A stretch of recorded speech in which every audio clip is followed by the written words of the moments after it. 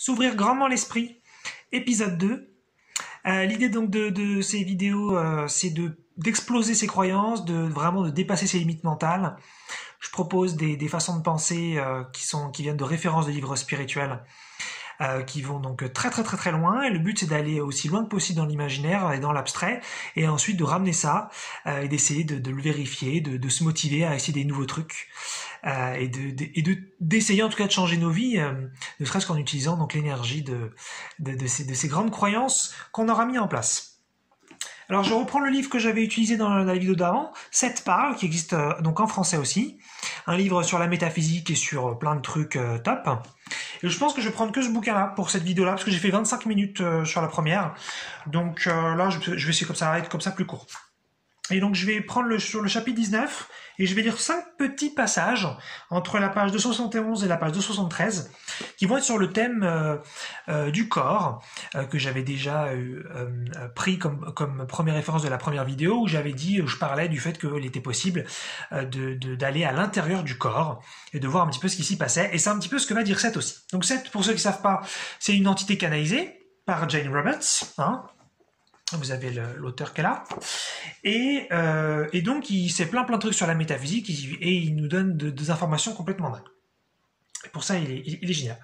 Alors, donc je démarre, et en fait, là, il parle de quoi? Il parle à ce moment-là de pas mal de niveaux de conscience différents, et il voudrait en fait nous expliquer que dans notre état de conscience un petit peu de base, comme là dans lequel je suis maintenant, eh bien il est très bien, mais il en existe d'autres, et qu'on pourrait, selon lui, varier, donc passer d'un état de conscience à un autre. Et voilà ce qu'il dit pour commencer. Alors commençons avec l'état de conscience normal que vous connaissez, donc comme là j'ai dit, hein, celui de la vidéo par exemple, là je suis dans donc l'état de base, on pourrait dire. Eh bien, un cran plus loin de ce niveau, il existe un autre niveau de conscience dans lequel nous tombons tous sans s'en rendre compte. Bon, c'est pas encore de quoi il parle, mais c'est intéressant puisque ça voudrait dire que c'est quelque chose d'accessible, puisque c'est quelque chose dans lequel, a priori, on tombe tous. Nous allons l'appeler A1. Bon, alors il s'est pas emmerdé sur ça, il a pris la première lettre, le premier chiffre, et puis voilà. Nous allons l'appeler A1. Et cet état de conscience est adjacent à votre niveau de conscience de base, et il en est séparé seulement un petit peu. Et pourtant, il y a dans ce niveau de conscience A1 des effets très différents de votre état de base. Donc déjà, voilà, il nous explique que on a un état de veille normal et qu'il existerait à minima donc un autre petit état de conscience qui serait là, un petit peu à côté, et il en parle, là je vais pas le citer, mais ce serait un petit peu par la méditation, par peut-être dans des états d'état de conscience pas modifié quand vous écoutez la musique, ce genre de truc. Vous pourriez entrer dedans. Alors ce qui est un petit peu dommage avec Seth, c'est qu'il ne donne pas des techniques vraiment précises, donc il donne surtout là de la description, de l'explication, mais le but c'est que ça nous motive à expérimenter ça par nous-mêmes. Et donc ce qu'il explique, c'est que dans l'état de base normal, on voit le corps. Ça jusque-là c'est rien d'extraordinaire. Là tout de suite, par exemple, vous pouvez voir mon corps, ou ma tête plutôt, et le début de mes épaules dans la vidéo, puis vous voyez bien sûr votre corps. Et ce qu'il dit, c'est que dans A1, votre conscience peut entrer dans le corps de l'autre et le soigner. Oh, moi je suis dingue de ça, j'adore. J'adore, quand je dis ça, je fais « Ah là, mais c'est quoi, hein? Comment on fait ?» Ensuite, il dit, vous pouvez de la même façon percevoir votre corps, donc vous pouvez faire la même chose avec votre corps, vous ne pouvez pas le faire qu'avec le corps de l'autre. Et vous pouvez, selon donc vos capacités, manipuler la matière depuis l'intérieur, et ce consciemment, avec lucidité et de façon alerte. Alors ça, la première fois que j'avais lu ça, c'était en 2015. Oh, comment j'étais comme un fou, je me suis dit, mais vas-y, il faut trop qu'on fasse ça, c'est trop bien. J'étais comme un dingue. Franchement, je trouve à la fois très encourageant cette idée que c'est pas un état de conscience hyper éloigné où il faudrait faire 30 ans de méditation, mais selon Seth, nous aurions donc un état de conscience juste à côté dans lequel nous tomberions potentiellement même tous les jours, mais dont on se rend pas trop compte, et comme on s'en rend pas trop compte, tout ça au conditionnel bien sûr, eh bien on n'a pas trop l'habitude de le manipuler, de le contrôler, de le gérer, et de pouvoir entrer dedans quand on le souhaite, et donc on se rend pas trop compte des avantages qu'il y aurait dans cet état. Et lui, il dit qu'on peut entrer dans notre corps, on peut entrer dans le corps des autres, et on peut soigner.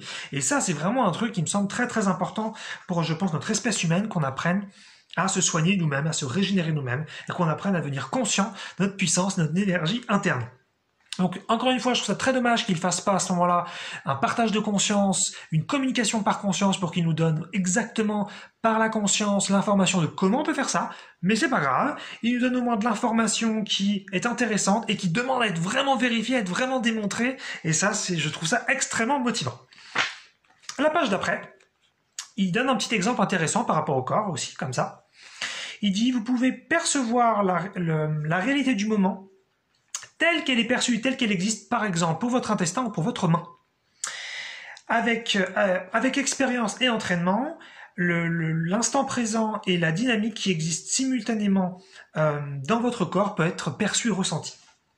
Je trouve très très sympa cette idée que donc il y ait de la conscience pour le corps et aussi donc pour les parties du corps. J'avais déjà entendu parler de ça à droite à gauche et donc que notre main, donc nos intestins, l'un peut-être plus visible à l'extérieur bien sûr, l'un plus visible à l'intérieur, eh bien ont une conscience et ont potentiellement une grande paix intérieure et en même temps un grand dynamisme puisqu'il peut se passer plein de choses à des niveaux plus donc microscopiques.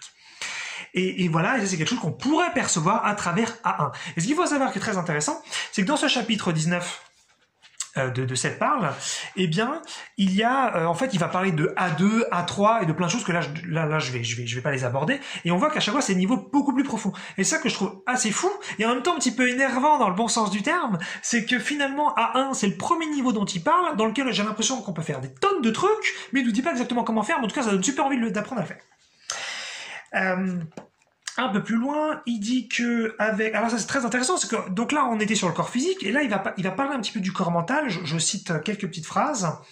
Il dit avec beaucoup d'entraînement cette fois-ci, le contenu de votre propre esprit pourra aussi être accessible.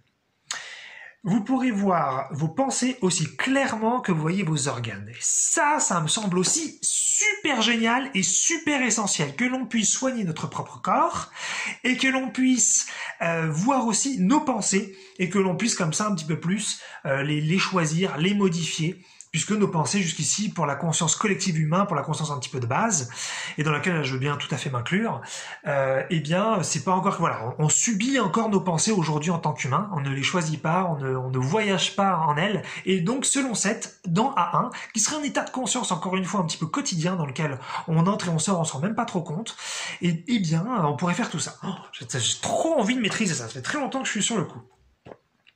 Et voilà, et un petit peu plus loin, et c'est le dernier truc que je voulais partager pour cette vidéo, pour cette référence, il parle des émotions. Comme ça, on aura tout vu, on aura vu le corps physique, le corps mental, le corps émotionnel.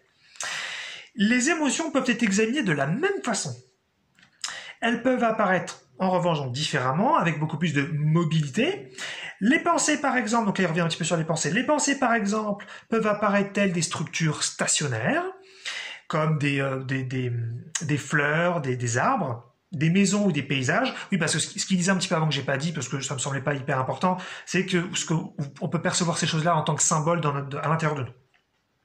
Et donc les pensées, elles, vont plutôt apparaître comme de la mobilité donc qui change beaucoup, enfin quelque chose qui change et qui est très mobile, comme de l'eau, du vent, de la météo, des ciels ou de la couleur changeante. Et donc, il nous donne un petit peu aussi à quoi s'attendre. C'est-à-dire quand on va commencer à entrer dans notre corps, bon, a priori nos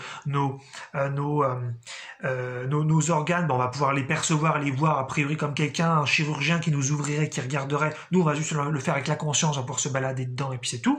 Mais là, il nous explique comment on va pouvoir voir nos pensées, voir nos émotions. Parce que bien sûr, aujourd'hui, avec nos yeux, personne ne peut voir a priori donc nos pensées, nos émotions. Et là, il nous explique qu'on va pouvoir les voir à travers donc, des symboles.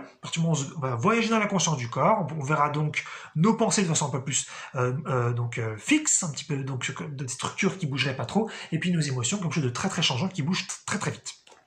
Voilà. Et donc c'est un petit peu l'idée.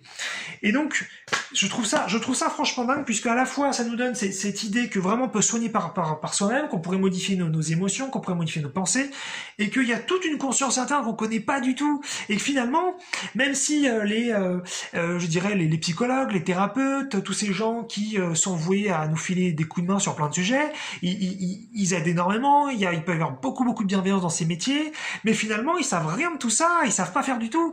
Et j'adorerais que en tant qu'espèce on développe ça.